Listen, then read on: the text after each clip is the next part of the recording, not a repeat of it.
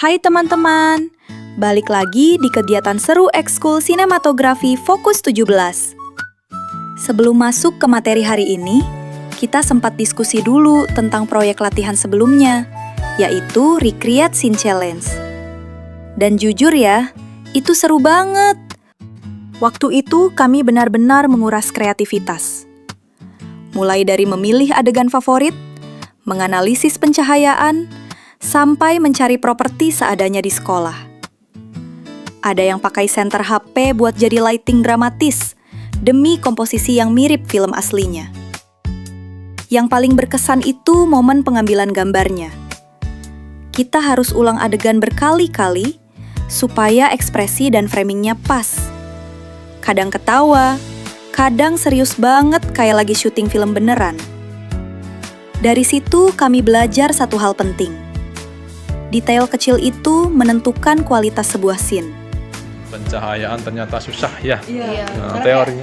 Awalnya tuh kira, oh ya udahlah pakai yang lighting besar aja tuh udah cukup. Tapi kayak malah kesem nih pemainnya. Jadi kayak harus beneran diatur kanan kirinya, depannya kayak gitu. Apalagi scene film yang kami pilih ini kan juga Pak agak berbeda-beda gitu warna-warnanya kan kontras-kontras, ada yang terang banget ya, ada suasana yang gelap banget, jadi agak sulitnya di pas bagian Pencahayaan. Oke. Sama ini sih Pak, niruin ekspresi muka aktor yang di-recreate itu kayak agak susah juga sih, karena ada scene mereka nangis ya, scene mereka marah gitu.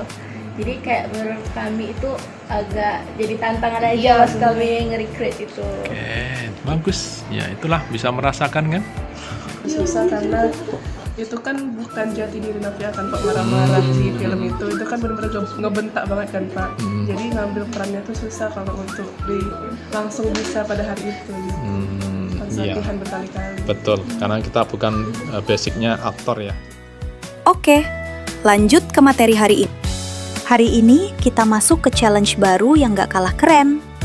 Match Cut Challenge. Seni menyambung gambar tanpa terasa. Apa sih match cut itu? Match cut adalah teknik transisi di mana dua gambar yang berbeda disambungkan melalui kesamaan bentuk, gerakan, atau suara.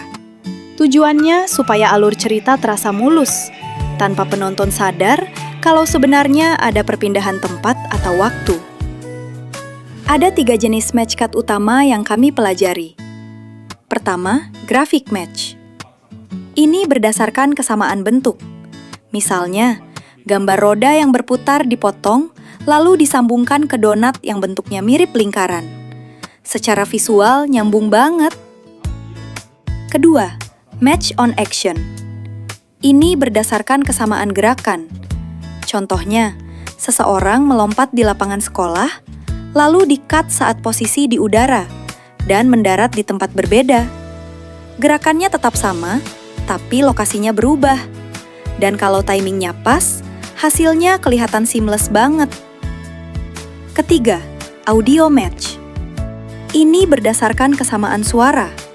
Misalnya, suara teriakan yang di-cut, lalu berubah jadi bunyi peluit kereta. Penonton merasa transisinya halus karena suara menjadi penghubungnya. Dari sini kami sadar, editing itu bukan cuma soal potong-potong video, tapi tentang rasa dan presisi. Di sesi berikutnya, kami melakukan simulasi sinkronisasi gerakan. Contohnya seperti ini. Shoot A. Seseorang memukul ke arah kamera. Cut. Shoot B. Dampaknya muncul di lokasi berbeda. Tugas kami adalah menyesuaikan posisi shoot B agar tepat di momen yang sama dengan gerakan shoot A. Kalau terlalu cepat, terasa loncat. Kalau terlalu lambat, terasa aneh. Jadi, timing itu benar-benar kunci. Kami juga mencoba semacam tes match cut untuk melihat apakah transisi sudah terasa mulus atau belum.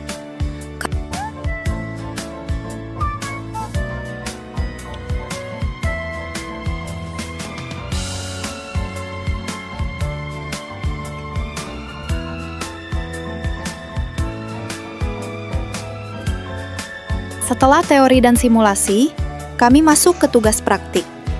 Secara berkelompok, kami diminta membuat video 10-15 detik yang menampilkan adegan match cut dengan lingkungan sekolah sebagai latar. Bukan. Pokoknya keluarin HP kau sekarang. Foto ya kau sekarang. Konsepnya sederhana, tapi menantang. Subjek berdiri dan melakukan gerakan yang sama di dua tempat berbeda.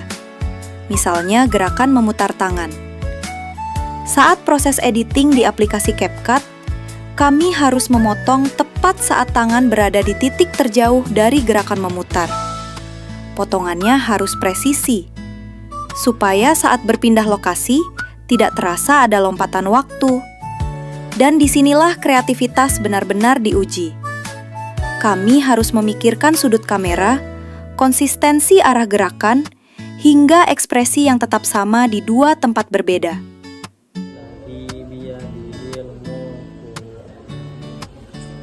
Tar, bangun Tar. Kok kamu tidur sih? Katanya mau belajar. Oh iya, aku ngantuk banget tadi. Oh, yaudah, nanti jangan lupa lagi ya. Dari challenge ini, kami belajar bahwa transisi yang bagus bukan yang heboh, tapi yang tidak terasa.